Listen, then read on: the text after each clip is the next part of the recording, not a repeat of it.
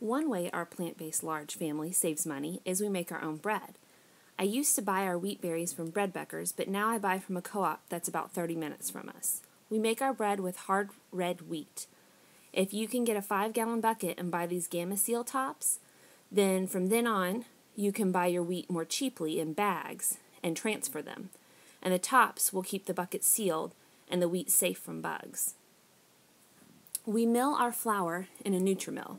They're really expensive and pretty difficult to get secondhand. I was given mine, but ask around.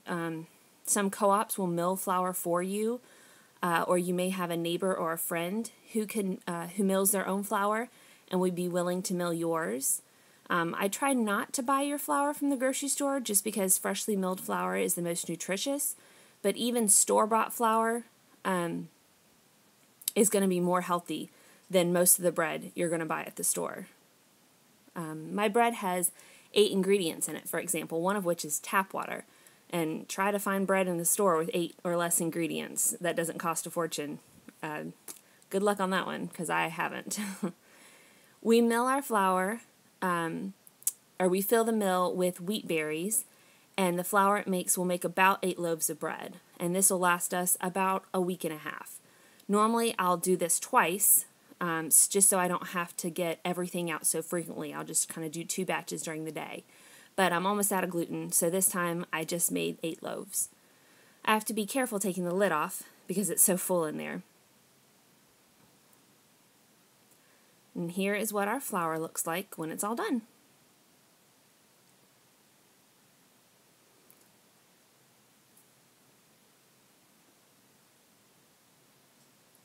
We use a Jiroshi bread maker. Again, we were given this one, but there are lots of secondhand bread makers up for grabs on Craigslist and places like that. The recipe I use to make bread is 1.5 cups hot water from the tap, 2 teaspoons salt,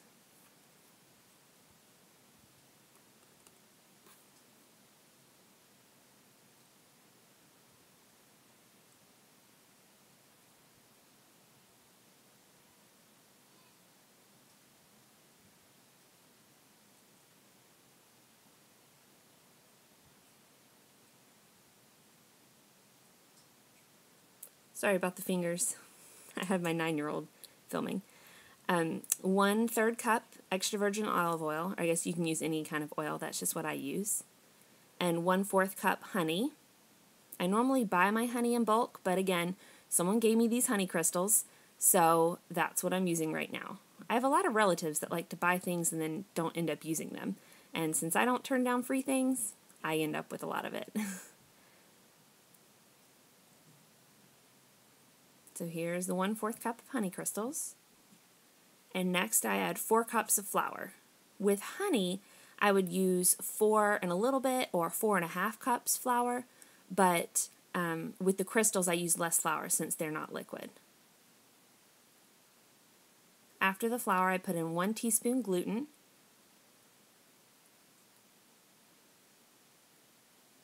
2 tablespoons ground flaxseed. I buy whole flaxseed and grind them in a coffee grinder because, again, freshly ground is best, and a small coffee grinder is so incredibly cheap.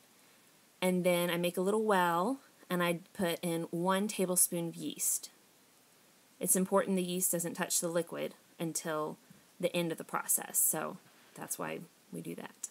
So I put it in last and make a well. And then I set the timer on 45 minutes, or I set the bread machine rather on 45 minutes. When it's done, I spray my hands with cooking oil with flour.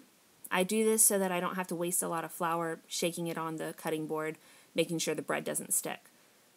And then I split the dough in half. I press it into a circle.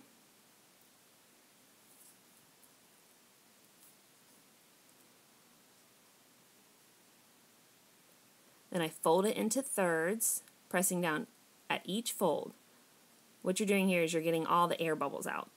If you don't do this, your bread will have holes in it.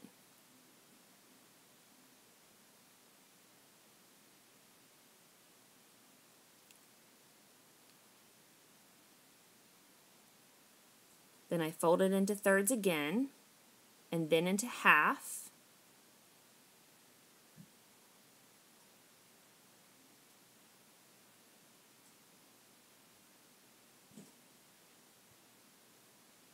Here I am folding it into half, and then I pinch the sides and fold them under.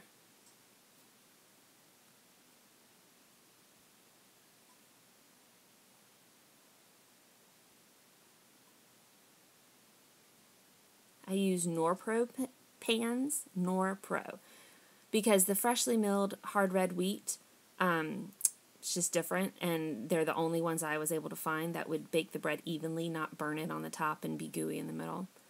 Anyway, spray these down and put the bread in it and let it rise.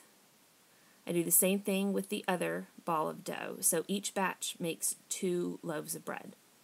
Do a circle.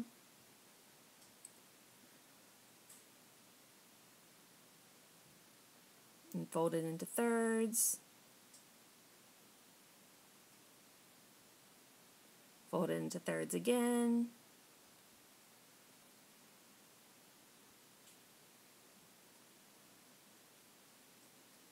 Fold it into half, and then pinch and put the sides down, or fold the sides down, just so your bread doesn't split as it's rising.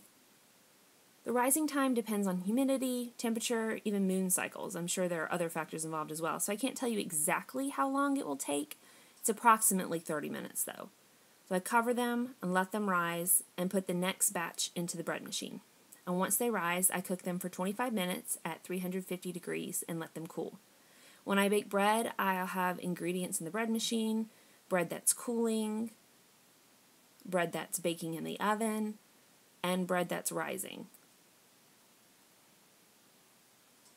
All at once. I just try to be most efficient with my time. The bread in the bags were frozen for later use, while the other bread was eaten within a few days. I hope this helps those of you who are trying to feed a large family more healthily on a small budget.